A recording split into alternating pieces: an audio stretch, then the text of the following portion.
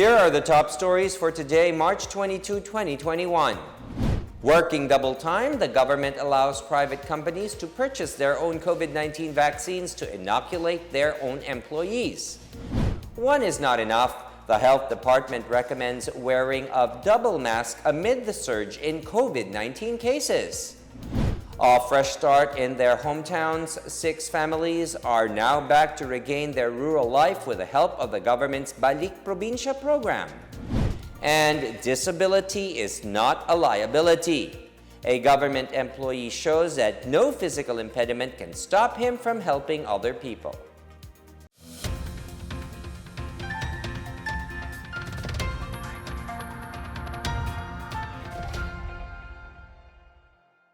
Good day, I'm William Theo. Welcome to the PNA Newsroom.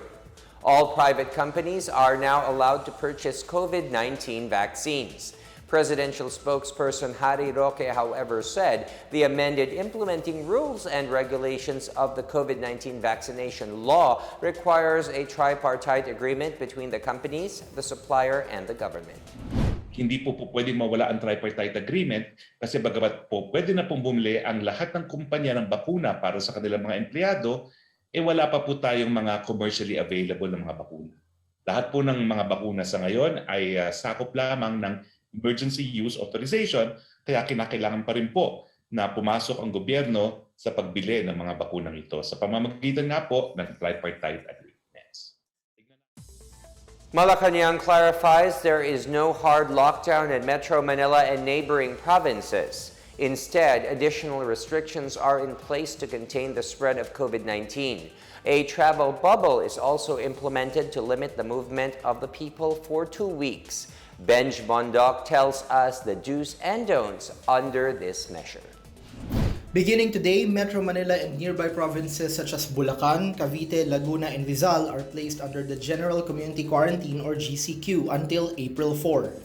The Interagency Task Force for the Management of Emerging Infectious Diseases has implemented additional restrictions in these areas during this period. There is no lockdown, but uniform curfew hours will be implemented from 10 p.m. to 5 a.m. Only essential workers with valid IDs are allowed to travel, as well as those who need immediate medical attention. Leisure travel outside the area is not allowed, but returning to the area is allowed. Religious gatherings and face-to-face meetings are temporarily suspended. Weddings, baptisms, wakes, and burials are limited to a maximum of 10 attendees. On-site workforce of government and private offices will operate at 30 to 50% capacity and subject to health protocols. No indoor dine-in at restaurants allowed, while take-out and delivery services are highly encouraged. It's a stay-at-home for those who are 17 years old and below. Meanwhile, those who are above 65 years old and persons with disability are allowed in non-contact sports and exercise except pregnant women and those with immunodeficiencies and comorbidities. For the PNA Newsroom, I'm Benj Bondoc. The government is urging public and private hospitals in Metro Manila to increase the number of dedicated beds for COVID-19 patients. The Octa Research Group earlier warned that Metro Manila hospitals could hit 100% capacity by the first week of April if the surge is not controlled. The IATF resolution directs concerned agencies to ensure appropriate patient care navigation through the use of one hospital command center and Oplan Kalinga. Meanwhile, mild and moderate cases are encouraged to stay at the temporary treatment and monitoring facilities. The Department of the Interior and Local Government, or DILG, was also directed to ensure that the protocols for isolation and quarantine area are completed before facilitating reintegration within the community. The DILG must also distribute masks and face shields, especially to the vulnerable sectors, to monitor and ensure compliance of households. Health Undersecretary Leopoldo Vega underscored the need to enhance the minimum public health standards, saying the transmissibility of COVID-19 is getting out of hand. Vega recommends double masking, strict granular lockdown, and proper ventilation. He also recommends the observance of social hygiene, not interacting with a person for long periods of time, and not staying in crowded places. He said wearing face masks at home may not be needed if families just mingle amongst themselves. The Department of Health, or DOH, says it is still finalizing its guideline for the vaccine priority criteria. The department and other government agencies are said to be in the process of reconciling the proposed provisions with other existing laws and guidelines. Under the government's prioritization list, frontline healthcare workers are the first in line to be administered with a vaccine brand of their choice. This is followed by senior citizens, individuals with comorbidities, uniformed personnel, and other essential frontliners. The DOH says all comments and recommendations from different stakeholders are still welcome until the finalization and approval of the IRR. Chief Presidential Legal Counsel Salvador Panelo challenged Senator Panfilo Lacson to come up with a solution to help address delays in the delivery of COVID-19 vaccines instead of just questioning the COVID-19 vaccine purchases of the government. Lacson earlier blamed concerned agencies in charge for the cause of delays in the arrival of government-procured vaccines. He also pointed out that the 126.75 billion peso budget that the government set aside for their procurement, but supplies arrived in small trickles. Assuming na mali yung programa ng gobyerno, ano yon, Senator Ping? What are those drastic and innovative solutions? Ay magbigay ka. kung magaling ka edi sabihin mo para kung tama o di gawin natin. Chief Presidential Legal Counsel Salvador Panelo welcomed the launch of One Sambayan.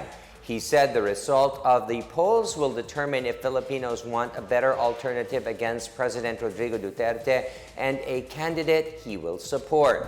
One Sambayan is a pro-democracy coalition which aims to form a unified opposition ticket in the 2022 elections. Lead convener and retired Supreme Court Associate Justice Antonio Carpio said that a united opposition could win against the authoritarian forces of the Duterte administration. In his commentary show Counterpoint, Panelo said that if President Duterte decides to run for vice president next year, the group's claim that his administration is incompetent will be put to the test. Panelo has been very vocal about his support for a possible daughter and father tandem of Sara and Rodrigo Duterte in the 2022 national elections. However, Sara has repeatedly said she has no plans of being president. Lumaban kayo kay Presidente, magsama-sama kayo. Bakit? Para magkaalaman na kasi wala na nga kayo nakitang magandang ginawa ng Presidente ito eh. So kung totoo lahat ng sinasabi nyo, o di yun ay kampanya sa taong bayan, at ito naman si Presidente, hikayatin natin tumakong Vice Presidente para magkaroon ng performance test, magkaalaman. Pag nanalo kayo, o di totoo lahat sinasabi nyo. Pero pag nanalo ang Presidente bilang Vice Presidente at kung sino man ang kanyang Pangulong teammate, whether si Mayor Sara o si Senador Go, di ibig sabihin, sampal sa inyong lahat yan. Still to come, a fresh start in their hometowns. 6 families are now back to regain their rural life with the help of the government's Balik Probinsya program. More on these when the PNA Newsroom continues.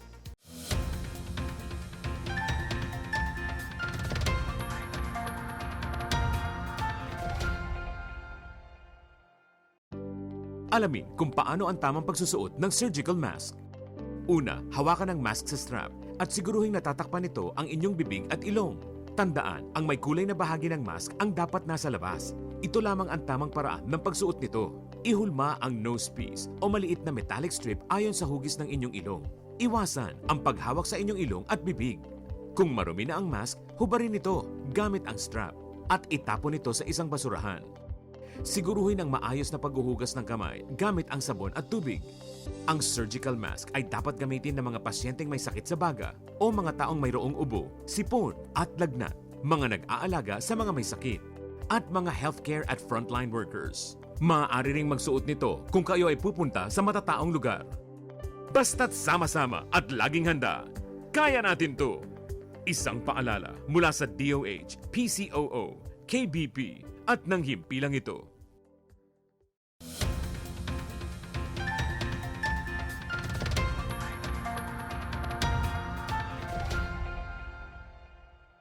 Senator Christopher Lawrence Bongo urged government authorities to consider imposing stricter measures on top of community quarantine protocols to control the rapidly rising number of COVID-19 cases in Metro Manila.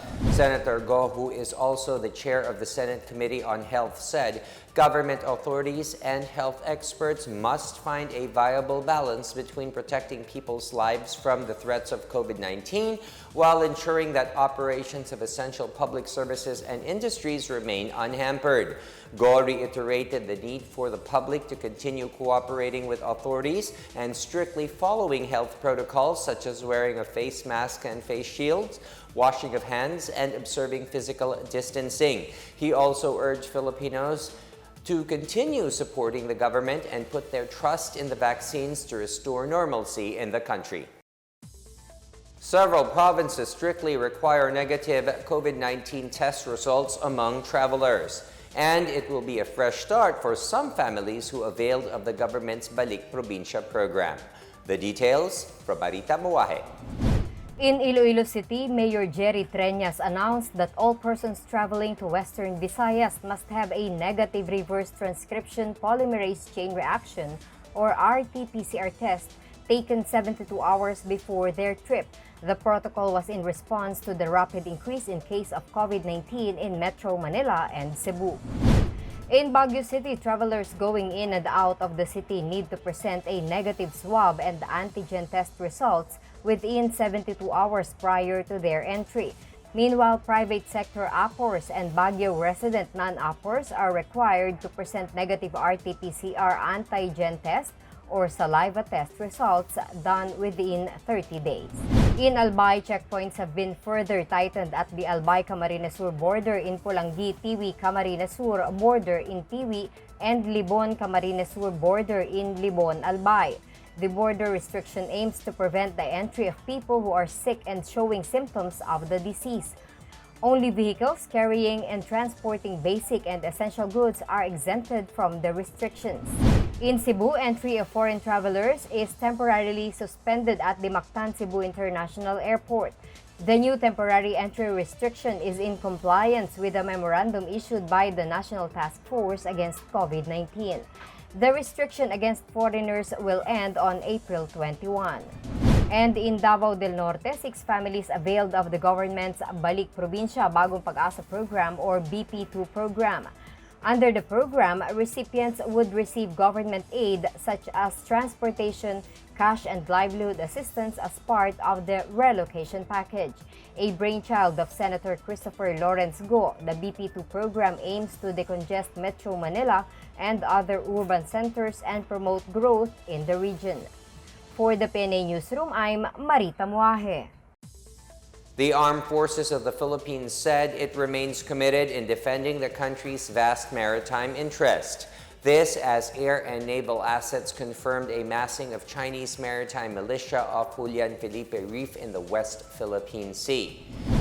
AFP Chief of Staff Lieutenant General Cirilito Sobejana said it will not go back on their commitment to protect and defend the country's maritime interest within the bounds of the law. The National Task Force for the West Philippine Sea expressed concern about the report that around 220 Chinese fishing vessels were seen moored in line formation at the reef last March 7. The NTF-WPS warned of possible overfishing and destruction of the marine environment as well as the risks to the safety of navigation. Sobejana also said they oppose any move to encroach sovereign territory. He said their priority is the protection of Filipino citizens, especially fishermen in the area, through increased maritime patrols. He said the AFP would continue to pursue a peaceful, principled, and rules-based approach in resolving issues in the West Philippine Sea. Foreign Affairs Secretary Teodoro Locsin Jr. said the Philippines filed a diplomatic protest against China regarding the entry of its forces in the West Philippine Sea. For its part, Defense Secretary Delfin Lorenzana called on China to stop incursion into Philippine territory. Lorenzana said this is a clear provocative action of militarizing the area. He noted that these territories are well within the Philippine Exclusive Economic Zone and continental shelf, where Filipinos have the sole right to resources under international law and the 2016 arbitral ruling. The reef is a large boomerang-shaped shallow coral reef at the northeast of Pagkakaisa Banks and Reefs located west of Bataraza, Palawan. The Philippine National Police has ordered all units based in areas heavily infiltrated by the CPP-NPA to beef up their police community works as part of efforts to defeat the communist terrorists. PNP Officer in Charge Lieutenant General Guillermo Eleazar gave the order in support of the objective of the National Task Force to end local communist armed conflict. The NTF-LCAC, chaired by President Rodrigo Duterte, implements a whole-of-government approach by encouraging NPA rebels to surrender and enlisting the support of the people in the community. Earlier, Eleazar visited Daet, Camarines Norte to pay his last respects to 5 members of the police who were killed in an NPA ambush in Labo Town on Friday night. He said the ambush was planned and that the local residents may have known of the NPA's presence and have aided the rebels. Moving on to business, air travelers affected by the new quarantine restrictions may avail of several options for their upcoming flights. Budget carrier Cebu Pacific said on Sunday night that its flights would continue to operate as scheduled until March 24.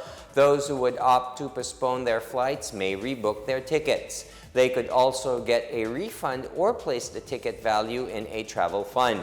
Updates on flights scheduled from March 25 to April 4 will be provided in the coming days.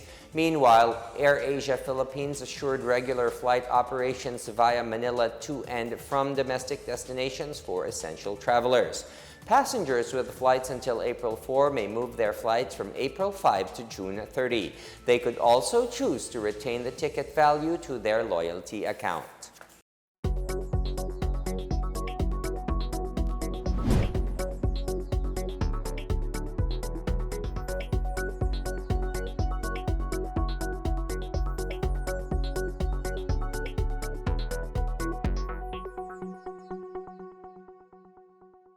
Up next, One ID for All. NEDA Chief Carl Kendrick Chua emphasized the benefits of getting your own national ID. And disability is not a liability. A government employee shows that no physical impediment can stop him from helping other people. The PNA Newsroom returns after these reminders.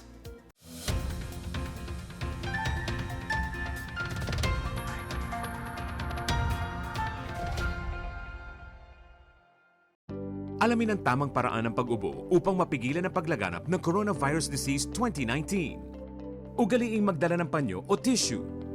Kung uubo o babahing, takpan ang buong ilong at bibig gamit ang panyo o tissue. Kung walang dalang panyo o tissue, maaaring gamitin ang braso na pantakip. Kung nakararamdam na kailangan umubo o bumahing, agad na dumistansya sa mga tao sa paligid. Huwag dumura kung saan-saan, gumamit ng tissue at itapon sa basurahan. Ugaliin ang paghuhugas ng kamay at paggamit ng alcohol o hand sanitizer upang mamatay ang mikrobyo. Basta't sama-sama at laging handa, kaya natin to! Isang paalala mula sa DOH, PCOO, KBP at ng himpilang ito.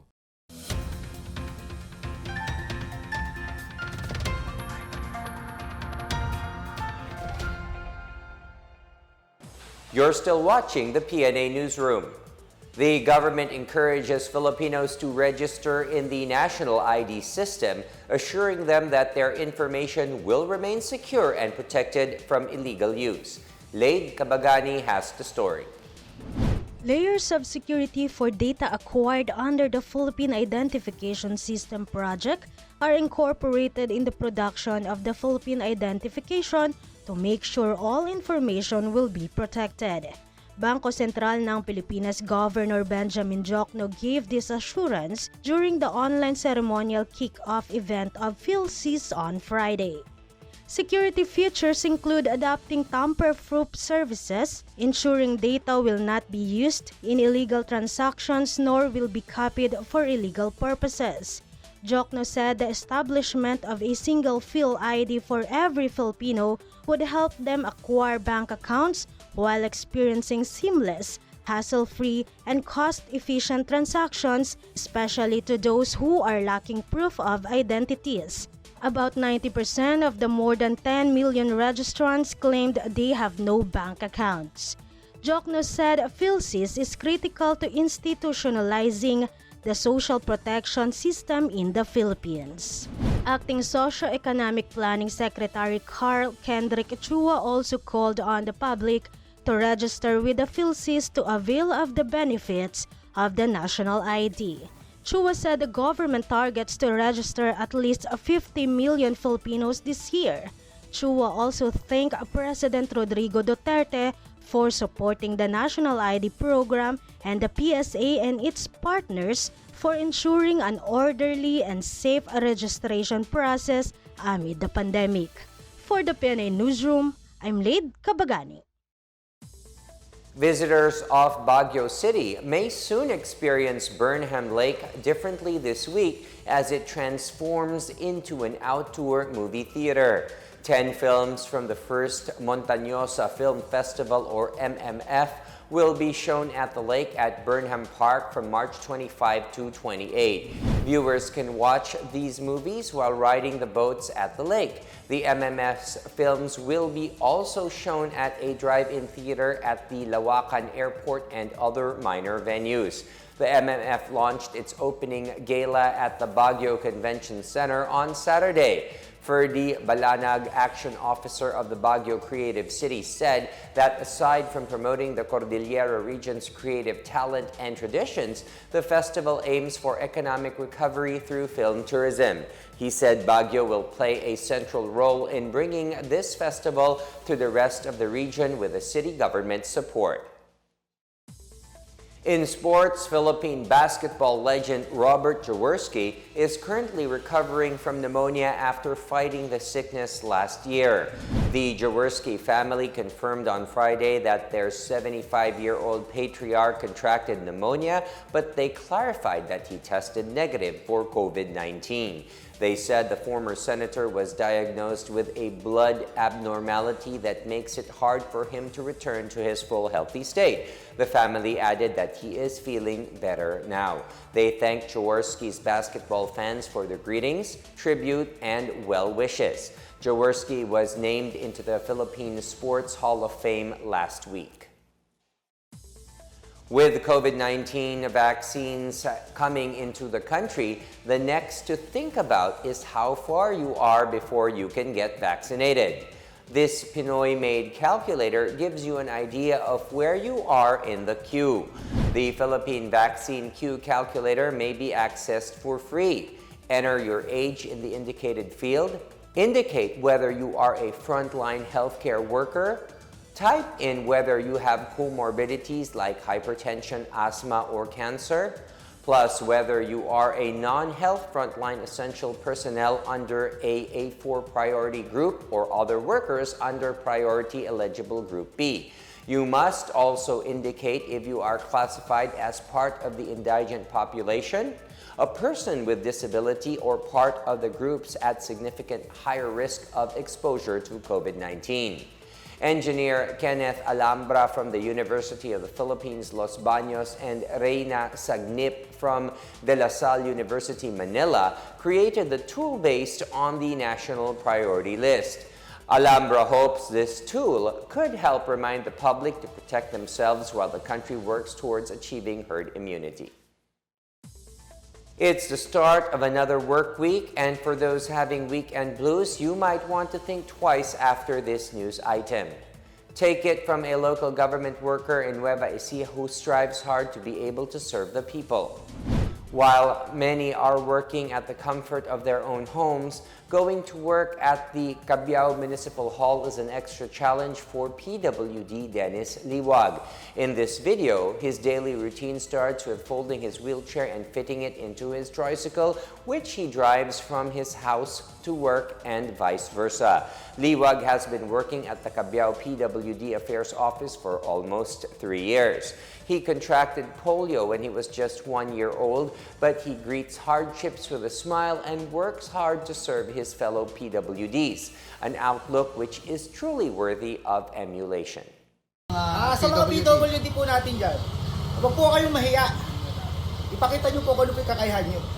Kasi po, hindi po hadlang ang kapansanan para tumulong sa bayan.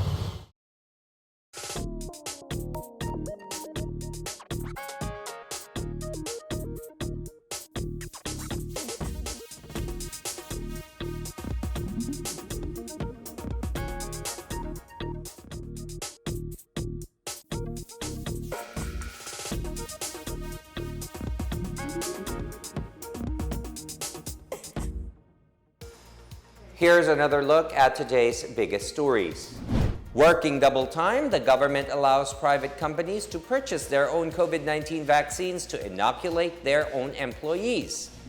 One is not enough. The health department recommends wearing a double mask amid the surge in COVID-19 cases.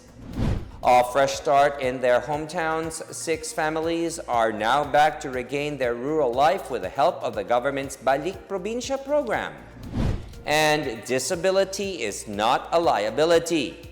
A government employee shows that no physical impediment can stop him from helping other people.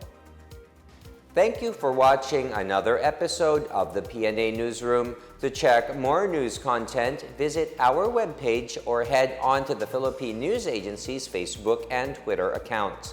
For more stories about the government and how it serves Filipinos, look for these hashtags in all of our social media platforms and websites. We are shown on the pages of the PCOO and its attached agencies. Also, watch us on television on PTV4 and IBC 13. And that's your daily dose of the biggest stories that you need to know. From the PNA Newsroom, we tell stories that inspire change. I am William Theo. Good day and stay safe, everyone.